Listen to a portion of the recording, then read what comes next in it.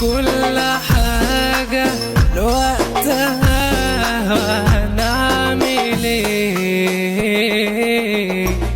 مين حب مين مش وقتها، بعتب عليه. زي ما بعني وننسى هواه، انسى يا قلبي حكايتي معاه. كنا في ثانية انا وانت يا قلبي عليك، بعنا بايديك. ليه نعيش على ذكريات بعد عدى وزمنه فات؟ راح خلاص زي اللي راح، هيرجع ليه؟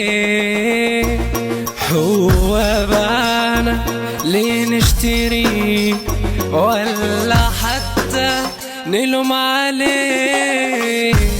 اللي يخرج من حياتنا يرجع ليه؟